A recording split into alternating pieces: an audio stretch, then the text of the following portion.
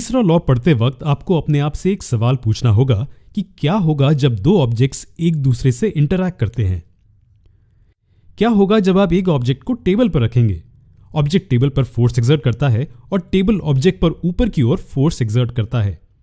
दो फोर्सेस इस इंटरैक्शन से पैदा होती हैं, एक फोर्स टेबल पर और एक फोर्स ऑब्जेक्ट पर। दोनों फोर्सेस का मैग्नीट्यूड सेम है लेकिन डायरेक्शन ऑपोजिट है। ये फोर्सेस एक्शन और रिएक्शन फोर्सेस कही जाती हैं। ऑब्जेक्ट ने टेबल पर जो फोर्स एक्सर्ट की है वो एक एक्शन फोर्स थी और टेबल ने ऑब्जेक्ट पर जो फोर्स एक्सर्ट की वो रिएक्शन फोर्स है। हमने यहां जो देखा वो और कुछ नहीं बल्कि Newton's third law of motion का एग्जाम्पल है। हर एक्शन का एक इक्वल और ऑपोजिट रिएक्शन होता है।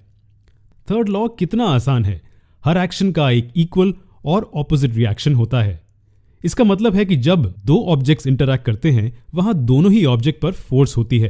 पहले ऑब्जेक्ट पर फोर्स का मैग्नीट्यूड दूसरे पर फोर्स के मैग्नीट्यूड के बराबर होता है। और डायरेक्शन का क्या? पहले ऑब्जेक्ट पर फोर्स का डायरेक्शन दूसरे पर फोर्स के डायरेक्शन के ऑपोजिट होता है। चलिए और एग्जांपल्स के बारे में बात करते हैं।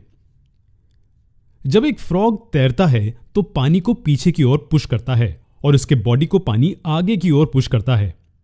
अब मैं आपसे एक सवाल पूछता हूं। कहिए कि एक बर्ड ऊपर की ओर उड़ रही है, क्या न्यूटन का थर्ड लॉ यहां अप्लाई होगा? कभी कभी तीसरा लॉ इतना ऑब्वियस नहीं होता है। आप शायद ये कहेंगे कि बर्ड एक ही ऑब्जेक्ट है यहां और दूसरा कोई ऑब्जेक्ट नहीं है, लेकिन यह सही नहीं है। बर्ड के पंख हवा को नीचे की ओर पुश करते हैं और हवा बर्ड को ऊपर की ओर पुश करती है। एक्शन और रिएक्शन फोर्सेस बर्ड्स को उड़ने में मदद करती हैं। तीसरे लॉ के बारे में कुछ बहुत दिलचस्प समझने के लिए हम एक आखिरी एग्जाम्पल लेते हैं। बंदूक चलाने पर क्या होता है?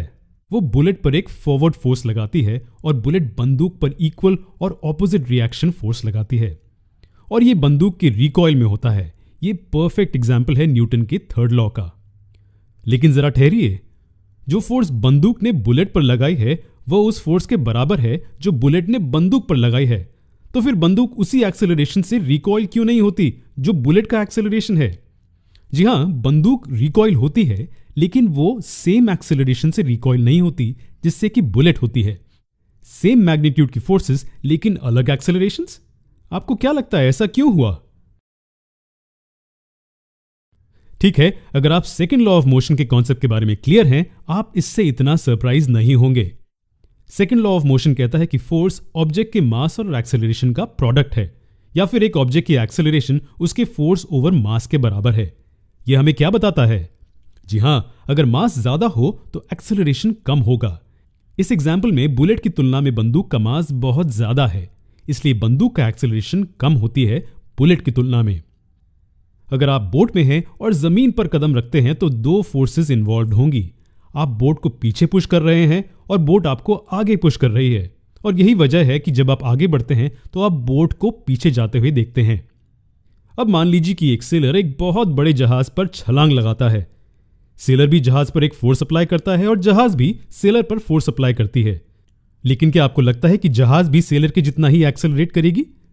बिल्कुल नहीं। और मुझे लगता है कि आप जानते हैं क्यों।